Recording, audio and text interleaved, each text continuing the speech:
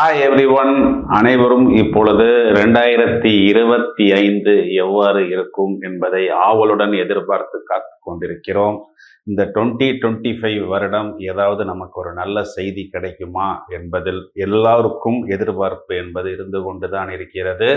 இந்த வருடத்தில் 3 கிரக பயிற்சிகள் இருக்கிறது. அதாவது மார்ச் மாதம் கடைசியில் முதலில் சனி பயிற்சி என்பது இடம்பெற இருக்கிறது.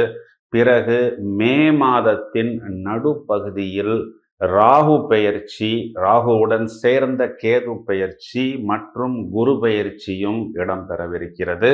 முதலில் இது நாள் வரை கும்பராசியில் இருந்த சனீஸ்வர கிரகம் இப்பொழுது மீனராசிக்கு சஞ்சாரம் செய்ய இருக்கிறார்.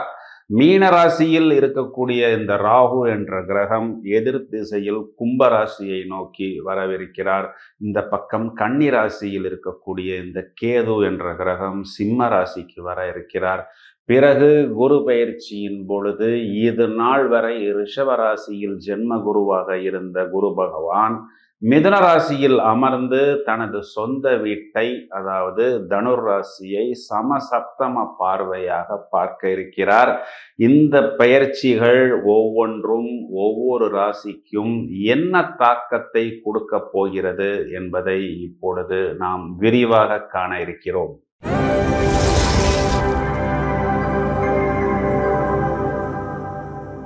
சிம்ம ராசிக்கு இது நாள் வரை 7ஆம் வீட்டில் சனி பகவான் அமர்ந்திருக்கிறார். இனி 8ஆம் வீட்டுக்கு அமரப்போகிறார். 8ஆம் வீடு என்பது அஷ்டம சனியாக இவர்களுக்கு வர இருக்கிறது. இவர்களுக்கு இப்பொழுது 10ஆம் வீட்டில், அதாவது இவர்களது தொழில் ஸ்தானத்தில் ராகு பகவான் அமர்ந்திருக்கிறார். இவர்களுக்கு 7ஆம் வீட்டில் ராகு அமரும் பொழுது ராசியில் கேது பகவான் அமர்வார். சிம்ம ராசிக்காரர்கள் ராசியாதிபதி சூரியன். இதனால் பொதுவாகவே கொஞ்சம் உஷ்ணமாகவும் வேகமாகவும் செயல்படுவார்கள். இவர்களுக்கு 7ஆம் வீட்டின் அதிபதி சனியாக வருவதனால் 7ஆம் வீட்டின் அதிபதி சனி பகவான் ராசிக்கு சத்ரு கிரகம் என்பதனால் இவர்களுக்கு பொதுவாகவே இந்த திருமணம் சம்பந்தப்பட்ட விஷயமாக இருந்தாலும் அல்லது பார்ட்னர்ஸ் சம்பந்தப்பட்ட விஷயங்களாக இருந்தாலும் எதிர்பாராத ஏதாவது ஒரு சிக்கல் என்பது இவர்களுக்கு இருந்து கொண்டுதான் இருக்கும்.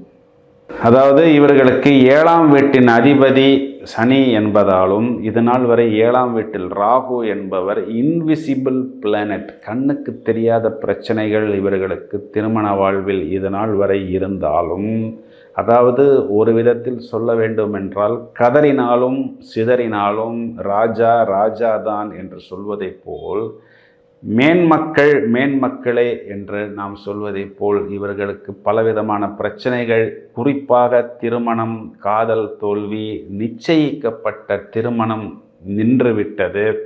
திருமணத்துக்கு முன் பல விஷயங்களை மறைத்து விட்டார்கள். திருமணத்துக்கு பிறகுதான் எனது கணவருக்கு இவ்வளவு பெரிய கடன் இருக்கிறது, அந்த கடனை நானும் சேர்ந்து அடைக்க வேண்டிய ஒரு சூழ்நிலையில் இன்று மாட்டிக்கொண்டேன்.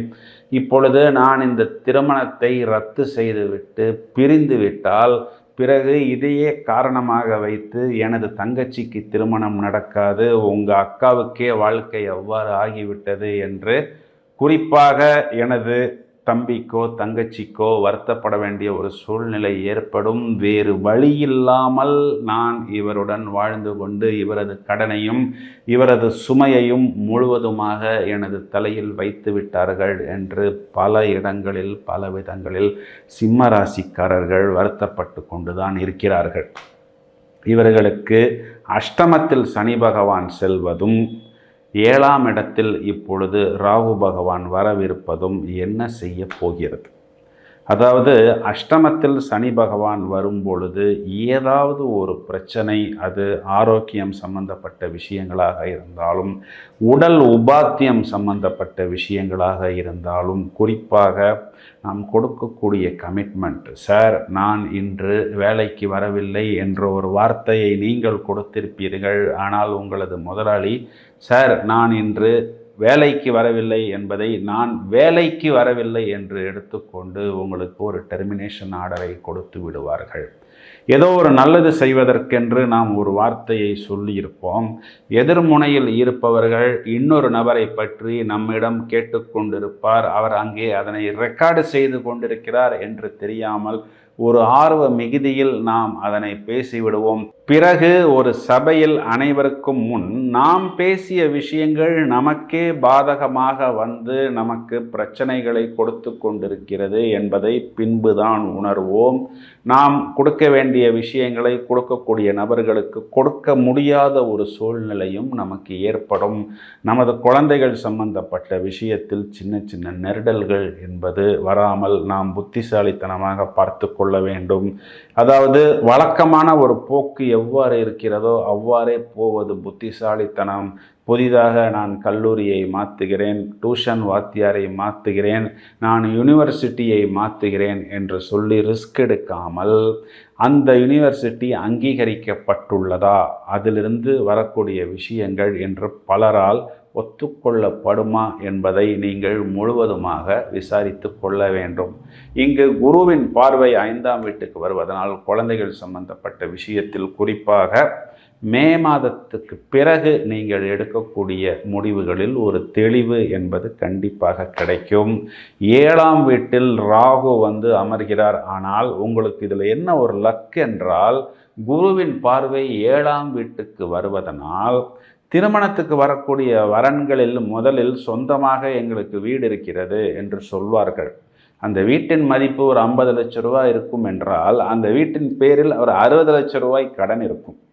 அதனால் மாப்பிள்ளை தொழிலதிபராக இருக்கிறார் என்று சொல்வார்கள். பிறகு அந்த ஊருக்கு போய் நாம் பார்க்கும் பொழுதுதான் அது என்ன ஒரு தொழிலதிபர் என்பதை நீங்கள் புரிந்து கொள்ள முடியும். அதனால் வரக்கூடிய வரன்களாக இருக்கட்டும் அல்லது அந்த பெண்ணை பற்றியோ கணவனை பற்றியோ அதாவது மணமகனை பற்றியோ வரக்கூடிய தகவல்கள் உண்மைதானா என்பதை விசாரிப்பதற்கு இன்றெல்லாம் எவ்வளவோ சோர்சஸ் இருக்கிறது, எவ்வளவோ வாய்ப்புகள் இருக்கிறது.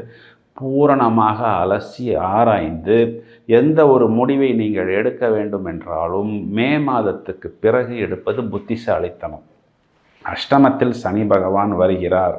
நாம் எதிர்பாராத ஒரு பிரச்சனை என்பது நம்மை துரத்தும். ஒன்றுமே இருக்காது சார், நமக்கு இருக்குன்னு ஒரு கார் பார்க்கிங்கில் வேறு ஒருவர் காரை கொண்டு வந்து நிப்பாட்டி விடுவார். நாம் பிரச்சனை என்று போகும்பொழுது ஒரு வம்பு வழக்காக போகும்.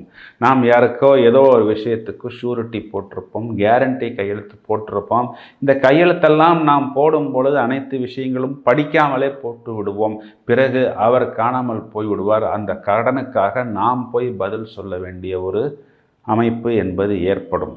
10ஆம் இடத்திற்கு சனி பார்வை என்பதனால் உத்தியோகம் சம்பந்தப்பட்ட விஷயத்தில் ஒவ்வொரு பொருளாக இருந்தாலும் அல்லது கான்செப்டாக இருந்தாலும் நாம் அதனை கொடுப்பதற்கு முன் அதற்குண்டான தர பரிசோதனையை பல விதங்களில் நாம் செய்து பார்த்து கொடுப்பது புத்திசாலித்தனம்.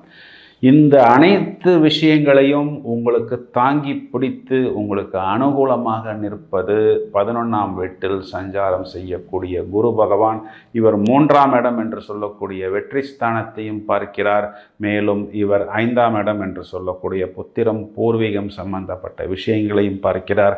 கண்டிப்பாக சிம்ம ராசிக்காரர்களுக்கு வெற்றி என்பது கண்டிப்பாக கிடைக்கும். ஆனால் அந்த வெற்றியை எளிதாக அடைய முடியாமல் கொஞ்சம் போராடி கொஞ்சம் மெனக்கெட்டு அடைய வேண்டிய ஒரு சூழ்நிலை என்பது இவர்களுக்கு ஏற்படும். ராசியில் கேது இருப்பதனால் இவர்கள் கொஞ்சம் மௌனமாகத்தான் இருப்பார்கள். என்னப்பா சிம்ம ராசிக்காரர் எப்பொழுதுமே மிகவும் பரபரப்பாகவும் சுறுசுறுப்பாகவும் இருப்பீர்களே, இப்பொழுது நீங்கள் எப்படி பவ்யமாக இருக்கிறீர்கள் என்று பலர் உங்களை பார்த்து கேட்க வேண்டிய ஒரு சூழ்நிலை நீங்கள் இருப்பீர்கள். இந்த காலகட்டங்களில் நீங்கள் மௌனமாக இருப்பதுதான் புத்திசாலித்தனம். ஒரு சபையில் உங்களது மௌனம் என்பது வெல்லும் என்பதை நீங்கள் புரிந்து கொள்ள வேண்டும். குறிப்பாக ஜூன் மாதம் 10 தேதிக்கு பிறகு உங்களுக்கு சுகஸ்தானாதிபதி மற்றும் பாக்யாதிபதி என்று சொல்லக்கூடிய செவ்வாய் ராசியில் சஞ்சாரம் செய்யக்கூடிய காலகட்டங்களில் மெதுவாக நீங்கள் எந்திரித்து உங்களது ஆற்றலை முழுவதுமாக வெளிப்படுத்துவீர்கள் என்பதுதான் நிதர்சனமான உண்மை. உங்களுக்கு பரிகாரம் என்று எடுத்துக்கொண்டால் அஷ்டமஸ்தானத்தில் இருக்கக்கூடிய அந்த சனி என்ற ஒரு கிரகத்திற்கு ஆஞ்சநேயர் வழிபாடு தொடர்ச்சியாக செய்வது, அஷ்டமி திதிகளில் நீங்கள் துர்க்கையை வழிபடுவது, மேலும் பைரவரை வழிபடுவதன் மூலம் இந்த அஷ்டம சனியின் வீரியத்தை நீங்கள் வெகுவாக குறைத்து கொள்ளலாம். வாழ்த்துக்கள்.